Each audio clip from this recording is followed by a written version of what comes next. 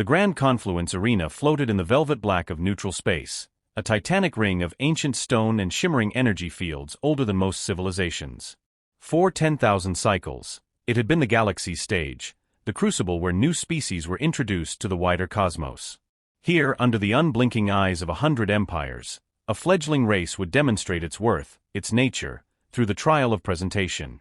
It was a ceremony of culture, of art, of controlled technological display. A formality, really. A first step onto the galactic dance floor. The viewing galleries, carved from asteroid rock and draped in silks of 1,000 hues, were packed. The Gelka, reptilian and austere in their polished chitin armor, observed with cool analytical detachment. The shimmering gaseous wisps of Psi Elven murmured in their harmonic tongues, their forms flickering with mild interest. The brutish, four-armed Vorax clacked their mandibles, hoping for something more entertaining than the usual musical performances or particle-weaving demonstrations. The air thrummed with a low polyglot hum of chatter, the scent of exotic spices, and the gentle chime of transaction, bets being placed on a new species potential classification: artisan, scholar, servitor. At the center of the great stone disk, flanked by holographic heralds, stood the emissary of the Galactic Conclave, Elder NYM. His avian features were serene, his feathers preened to iridescent perfection. And now his voice echoed through the universal translators. We welcome the newest children of the stars. Hailing from the third planet of a modest yellow star, a young species that has, with admirable speed, achieved warp bubble locomotion. They call themselves humanity. They present their world, Earth. A polite, expectant silence fell. The great holographic projectors flickered to life, ready to display humanity's chosen presentation. The protocols were clear, a display of peaceful achievement. A symphony. A masterpiece of digital art. A treatise on harmless philosophy. The holograms resolved. And the galaxy saw fire. Not the fire of stars, but the fire of cities. The roar not of engines, but of artillery. The silence of space was shattered by the cacophony of human conflict, drawn from 1,000 historical records. The galleries watched, confusion turning to shock, as the presentation unfolded not as a curated portfolio, but as a raw, unfiltered and terrifying documentary. Clips stitched together in a brutal montage, primitive warriors clashing on muddy fields, screams echoing. Knights in armor being pierced by lances. The thunderous volley of Napoleonic ranks. The industrialized horror of trench warfare, men charging into machine gun fire. The blinding flash of atomic dawn over a city's silhouette. The silent, deadly ballet of fighter jets in a desert sky. The chilling, pixelated gaze of a drone camera before a sudden blast. It lasted only 3 standard minutes. The holograms cut out. The silence in the Grand Confluence Arena was absolute. It was not the silence of expectation, but the silence of profound, gut-wrenching disbelief. Then the noise returned, a tsunami of outraged chirps, hisses, and bellows. Elder NYM stood rigid, his feathers flattened in distress. This was not a presentation. This was an atrocity exhibition. A violation of every norm. The gentle wisps had condensed into tight, frightened spheres. The Vorax had stopped clacking, their simple minds struggling to process the scale of violence. The Gelka commander, Thalek, turned a cold black eye to his subordinate. A malfunction. Or a species-wide psychosis. Their classification is irrelevant. They are clearly feral. Schedule the quarantine fleet. The narrative had been written in that moment. Humanity, in its very first act on the galactic stage, had branded itself as savage, self-destructive, and insane. A cancer to be contained. The Conclave's verdict was swift and unanimous, unfit for integration. Planetary quarantine pending full review. A single human delegate, Dr. Eris Thorne, a xenoanthropologist who had fought desperately for a different presentation, stood in the small, assigned human docking bay, watching the verdict scroll on a screen. Her heart sank. They hadn't understood. They'd seen the violence, but they were blind to the context, to the struggle, to the meaning behind it. She had tried to explain that this was humanity's art. Its terrible, defining sculpture. They hadn't listened. But the galaxy's script was about to be torn apart. Rising conflict. The news of the feral humans spread through the galactic networks at faster-than-light speed. They became a curiosity, a cautionary tale, a punchline. Don't Pull a Human meant to spectacularly embarrass oneself. Their violent debut was edited into comical compilations set to playful Gelka percussion music. Their application for conclave membership was archived under pathological cases. The quarantine order, however, was a bureaucratic slow beast. It would take cycles to mobilize the necessary fleet. In the interim, humanity was to be observed, but not engaged with. A remote monitoring station, operated by the Gelka, was placed in the asteroid belt of the Sol system. Its commander, the same Thalek from the arena, saw it as a tedious but necessary duty. He spent his time writing treatises on the predictable patterns of primal species, using the human's own history, which they had so foolishly provided, as his primary dataset. Observe the pattern, he dictated to his log, watching the feeds from Earth. Localized conflict over resource allocation. Note the crude kinetic weapons. The emotional, illogical command structures. Their social organization is a classic pre-sapient predator pack model. Their eventual self-annihilation is statistically inevitable. The quarantine is a mercy for the galaxy. His junior science officer, Kale, a younger Gelka with a hint of unorthodox curiosity, ventured a question. Commander. Their energy output. Their orbital infrastructure. It is advancing at a nonlinear rate. Far faster than our models predicted for a species in their feral state. The death throes of a diseased animal are often energetic, Thalek replied dismissively. They are cannibalizing their own planet's resources in a final spasm. It is all in the historical pattern.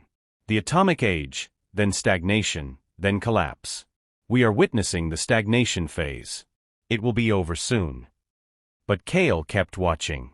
He watched the humans not just as data points, but as individuals. He tapped into their planetary datanet, a charmingly vulnerable system.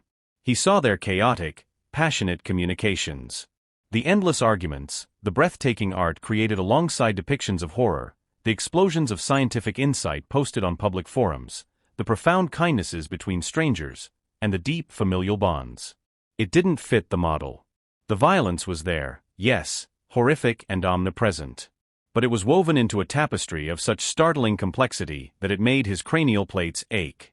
He saw a species that looked into the abyss, and instead of turning away, painted a picture of it, wrote a symphony about it, and then built a ladder to climb out of it, all while still fighting amongst themselves on the ladder's rungs. It was terrifying. It was magnificent. It was illogical. Meanwhile, on Earth, the reaction to the galactic verdict was a seismic shock that unified the planet in a way no external threat ever had. The humiliation was palpable. The fear of quarantine, a polite word for imprisonment, was real. But the dominant emotion, boiling up from the collective human psyche, was not despair. It was a cold, focused, and utterly savage determination. They had been judged, found wanting, laughed at. Humanity, the species that had clawed its way from the mud to the moon through a million battles, did what it did best when cornered. It got to work. A global project, dubbed Aegis, was initiated in secret. It wasn't a military mobilization in the old sense. It was the total reorientation of human civilization towards a single stark objective, to be undeniable. Scientists who had been working on sustainable fusion shared data with weapons engineers. AI researchers collaborated with poets and psychologists to model galactic reaction patterns. Historians and game theorists became the most valuable people on the planet, dissecting the conclave. Recorded history for weaknesses, precedents, and cultural pressure points. They had analyzed the arena footage not of themselves, but of the audience. They saw the Gelka's disdain, the Vorax's bloodlust, the Wisp's fear. They understood their debut was a mistake only in its lack of context. So they decided to provide context. A new kind of presentation. Not a plea. A demonstration. Dr. Eris Thorne, now leading the diplomatic wing of Project Aegis, addressed the Shadow Council. They see the fight, but not the why. They see the wound, but not the healing. They see the death, but not the sacrifice. We need to show them the full equation. And we need to do it on a stage they can't ignore. The stage presented itself sooner than anyone expected. Human response. The galactic undercurrents were shifting. The Vorax, ever opportunistic, saw in humanity's feral status and pending quarantine a unique chance. Quarantine worlds, by conclave law, were off-limits, their resources untouchable. But a preemptive strike, a pacification by a private Vorax mercenary fleet before the quarantine was officially enacted, that could be profitable. The Vorax warlord Grax reasoned that if the humans were as violently primitive as shown, they would have lootable historical artifacts, and their planet would be ripe for strip mining once the unstable species was, regrettably, neutralized. He gathered a flotilla, 3 bulky, armored raider vessels, designs older but proven in 100 pirate skirmishes. The Gelka monitoring station detected the Vorax warp signatures approaching the outer solar system. Commander Thalek saw the readings and made a calculation. Engaging the Vorax would violate his passive observation mandate. The Vorax were unsavory, but they were conclave members. The humans were feral, soon to be quarantined. The logical, protocol-driven conclusion was clear. "Stand down," he ordered. "Monitor only. Record the interaction for the conclave inquiry." The Vorax actions, while morally questionable, may provide useful data on human defensive capabilities, or lack thereof. Kale stared at his commander, a strange hot feeling in his chest, a feeling his people called Vaz, the thrill of the hunt. But this was wrong. "Commander, we are witnessing an act of piracy. An aggression against a sapient species." "A feral species, science officer," Thalek corrected coldly. "One whose own presentation showcased their propensity for violence. Let them experience the consequences of their nature, unfiltered. Perhaps it will be educational for them. Begin recording." On Earth, orbital defense grids, built in secrecy under Project Aegis, lit up. But the order from the Aegis command was unexpected: stand by. Defensive posture only. Do not fire unless fired upon. Let them come. It was a gamble of terrifying proportions. The Vorax raiders, sensing no resistance, grew bold. They ignored the silent, seemingly primitive orbital platforms. They broadcast a simple, brutal message on all frequencies: surrender major population centers. Relinquish orbital control. You are now property of Grax the Pillager. Resistance will be met with atmospheric incineration. Their ships descended into high Earth orbit, weapons charging, targeting scanners painting cities below. In command centers across the globe, human operators sat with sweat on their brows, fingers hovering over buttons, trusting a plan they didn't fully understand. Then, a new broadcast emanated from Earth. Not from a military command, but from a civilian news studio. It showed Dr. Eris Thorne, sitting calmly at a simple desk. "Vorax vessels. This is humanity. We see you. We hear your demand. Before you commit an act of war, we invite you to witness a clarification." On every human frequency, and broadcast with shocking power on the Vorax's own command channels, the new presentation began. It started with the same clips from the arena. The mud, the trenches, the atom bomb. But this time, the footage didn't end. It flowed. It showed the rubble of bombed cities, and then the hands, black, white, brown, yellow, pulling survivors from that rubble. It showed the haunted eyes of soldiers from opposing sides sharing a cigarette in a sudden frozen Christmas truce. It showed the mushroom cloud, and then cut to the signing of the non-proliferation treaty by nations that had been at each other's throats.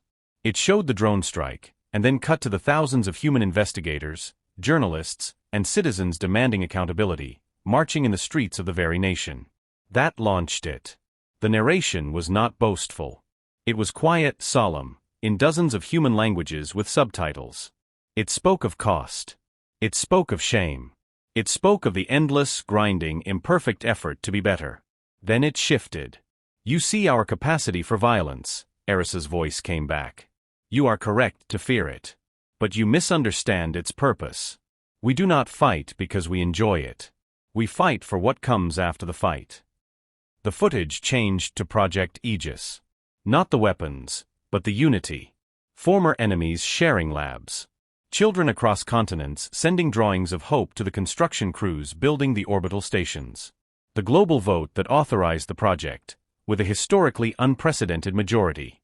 "You have come to take from us. To treat us as animals. This we understand. We have done it to ourselves. We are trying to stop. We ask you to stop as well. Withdraw. There will be no retaliation. This is our only warning." On the Vorax command ship, Grax watched, his mandibles slack. The emotional manipulation was crude, obvious. But the scale, the sheer unvarnished scale of their struggle was unsettling. He shook it off. Sentiment was weakness. He saw no fleet, no formidable weapons. Just words and old pictures. Pathetic, he rasped. All fleets, target their broadcast sources. Silence them. Then begin saturation bombing of their northern hemisphere population zones. Let's see their unity against plasma fire. The Vorax targeting systems locked. Weapons powered to full. In the Gelka station, Kale saw the energy spikes. Commander. They're going to fire. We have to. We observe, Thalek said, though even his voice carried a tremor. He was watching the human feed too. The images of the Christmas truce lingered in his mind, an inexplicable data anomaly. On Earth, Aegis Command saw the Vorax weapons charge. The quiet voice of the mission controller came through. They have chosen. Execute Savage Protocol. Climax.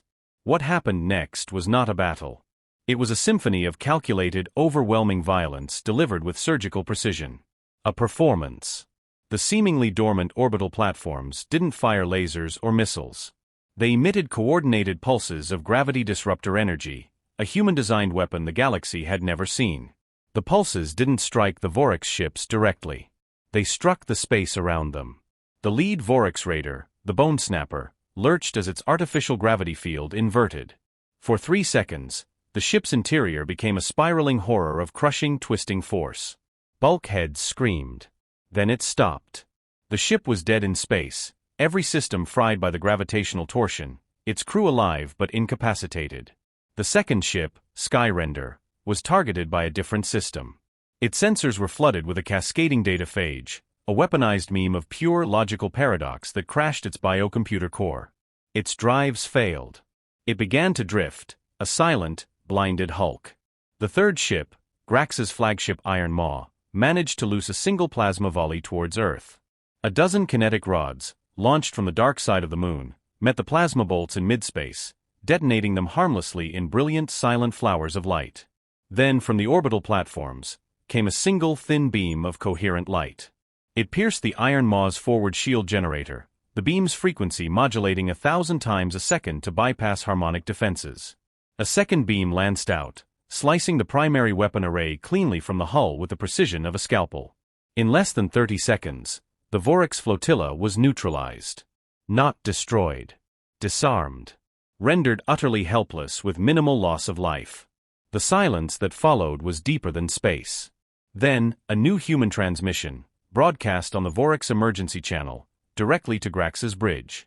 It showed a live feed of the Iron Maw's own breached hull, the human targeting reticle steady on its bridge viewport. Eris Thorne's face appeared again. There was no anger in her eyes. Only a terrible, patient certainty. Warlord Grax. Your ships are disabled. Your weapons are gone. Your power is over. We are now in position to scuttle your vessels. We will not. Grax, trembling with fury and shock, snarled at the screen. You dare, you feral. We dare, Eris interrupted, her voice softening. Listen to me, Grax. We are transmitting the schematics for a temporary life support patch for your hull breach. We are also sending the flight paths for a safe, slow gravitational tow that will bring your ships into a stable orbit around our planet's moon, where you will be retrieved by conclave authorities. We have analyzed your ship's complement. You have 412 souls aboard your 3 vessels. We will not kill them. The data packets arrived on the Vorax bridge. They were genuine. Repair instructions. Navigation Platz. Medical advice for the injured from the gravity pulse. Why? Grax croaked, the word torn from him.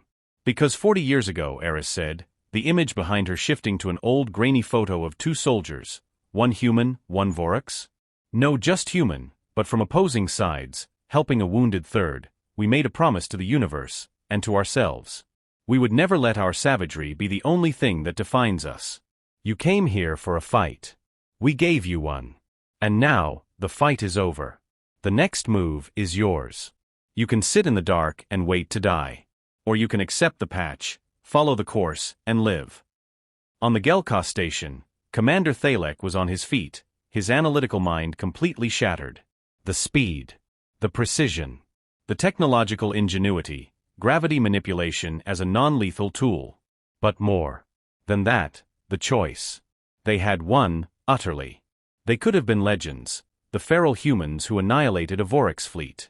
They could have taken the ships as prizes. They could have executed Grax. They were sending repair instructions. Kale turned to his commander, his eyes wide. The violence, it was never the point, Commander. It was the tool.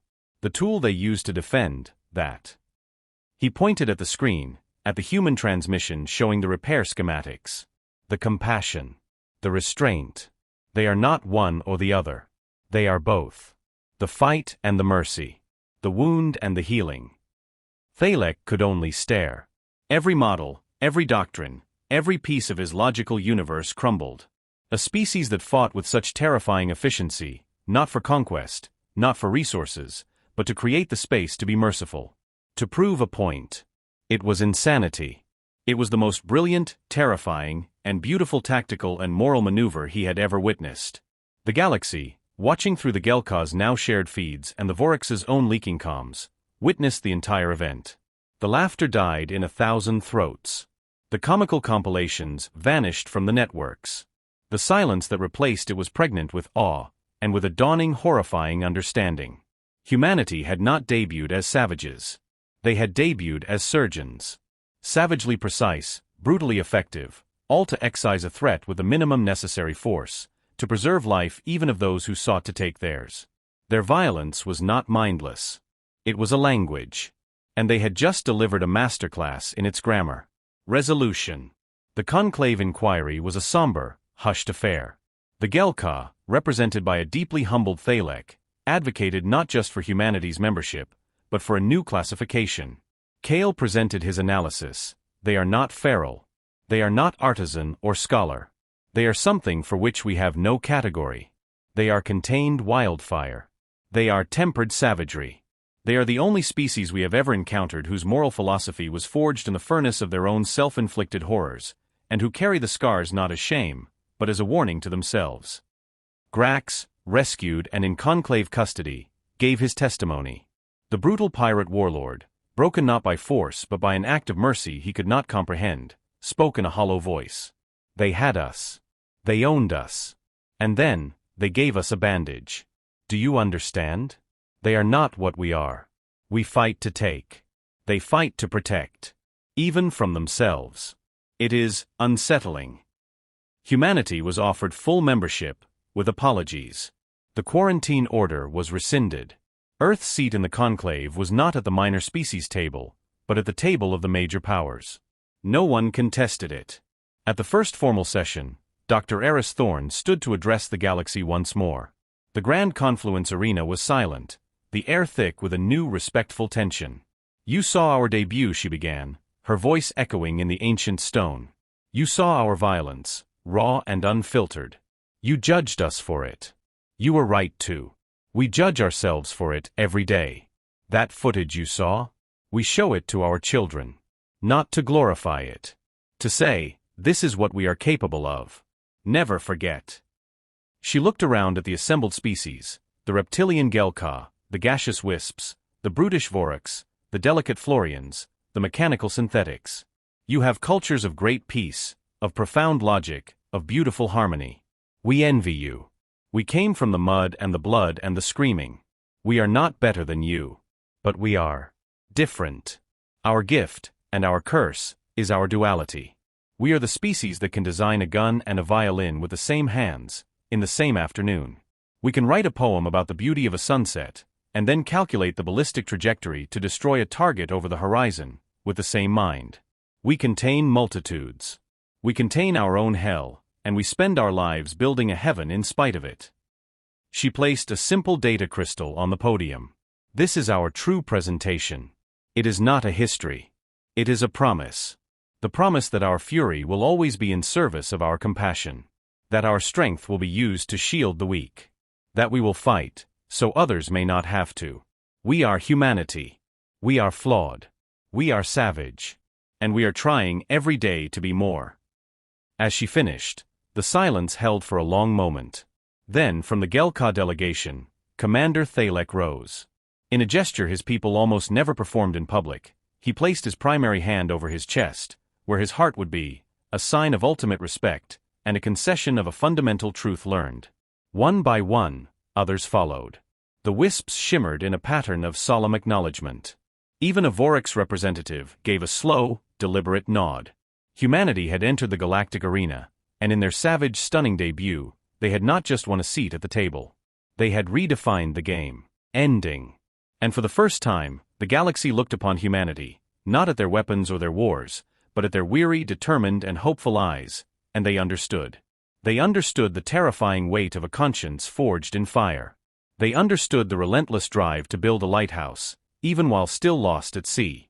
They understood that true strength was not the absence of savagery, but the will to leash it, to direct it, to use its fierce heat not to consume, but to weld something broken back together. And for the first time, the galaxy understood what it truly meant to be human. If this story moved you, subscribe for more human stories from the stars.